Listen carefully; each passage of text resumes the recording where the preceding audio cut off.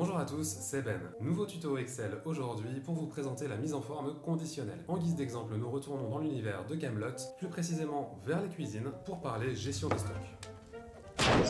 Je suis responsable de la gestion des stocks de vivres. Les stocks de vivres? C'est moi qui garde ta de bouffe. Avant de commencer, si vous aimez mon travail, n'oubliez pas de vous abonner et de me laisser un petit pouce vers le haut, ça m'aide énormément et ça me motive à mettre toujours plus de couleurs.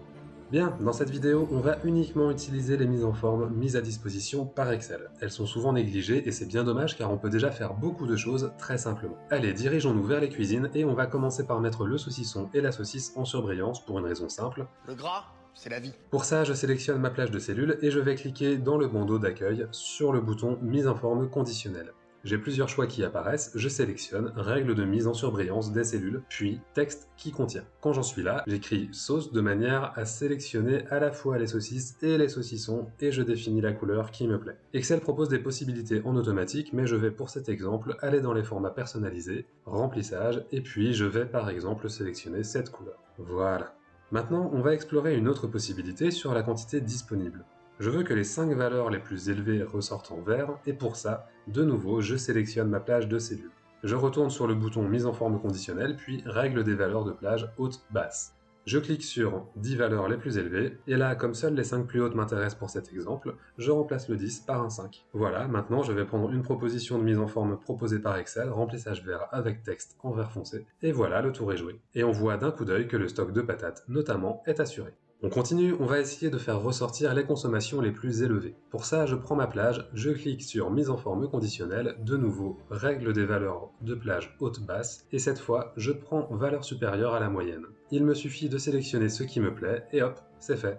Exemple suivant, dans la colonne D, j'ai la couverture du stock en nombre de jours. Cette information nous indique, en fonction du stock et de la consommation journalière, combien de jours il reste avant la rupture. Je vais vouloir faire ressortir les valeurs inférieures à 3, de nouveau, on sélectionne, on clique sur mise en forme conditionnelle, et puis je prends règle de mise en surbrillance des cellules. Je sélectionne ensuite inférieur à, puis il me reste à écrire 3, puisque je veux faire ressortir les valeurs inférieures à 3. Et dans format personnalisé, je vais demander que le texte soit mis en gras, voilà, et puis je vais remplir la cellule en rouge bien vif. Voilà, je valide, et là, horreur, il n'y a plus de saucisson aux noisettes.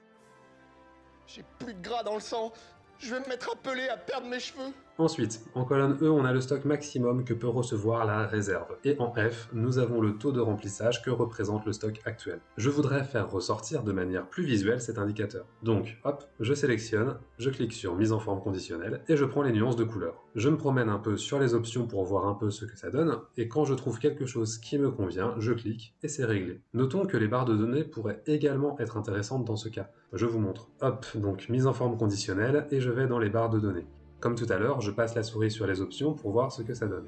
Bon, je vais mettre en rouge pour que ça ressorte bien, c'est très moche, on est d'accord, mais vous voyez, ça pourrait aussi être une fonctionnalité intéressante. Allez, un dernier cas, en colonne H, j'ai le stock moyen du mois passé, et en colonne I, j'ai la variation entre ce stock passé et le stock actuel. Par exemple, on avait en moyenne 15 livres de fromage de chèvre en stock le mois passé, et on n'en a plus que 12 actuellement, il y a donc une baisse de 3 livres. Ce qu'on va vouloir faire, évidemment, c'est de faire ressortir visuellement l'information de la variation. Donc, dernier exemple, je vais dans mise en forme conditionnelle, et cette fois je sélectionne les jeux d'icônes. Encore une fois, je balaye un peu avec la souris pour voir ce que ça donne, et puis j'en sélectionne un qui me plaît. Voilà, en fonction du chiffre, on a une petite flèche qui rend les choses bien explicites. Et comme je trouve que ça fait très blanc, je vais rajouter encore une petite mise en forme pour la route. Voilà, nuance de couleur, et puis on va dire celle-ci. Et voilà pour ce petit tour d'horizon des possibilités de base avec la mise en forme conditionnelle. Évidemment, on peut aussi aller mettre le nez dans les paramètres de chaque mise en forme et faire des choses beaucoup plus complexes. Mais quand on sait faire ça, on peut déjà se débrouiller pour un bon moment. Merci beaucoup d'avoir regardé cette vidéo. Si vous avez des questions, n'hésitez pas à me les poser en commentaire, j'y répondrai avec plaisir. Si vous aimez mon travail, eh bien vous pouvez me soutenir en vous abonnant et en laissant un petit pouce en l'air sous la vidéo. Sur ce, eh bien merci encore et à bientôt.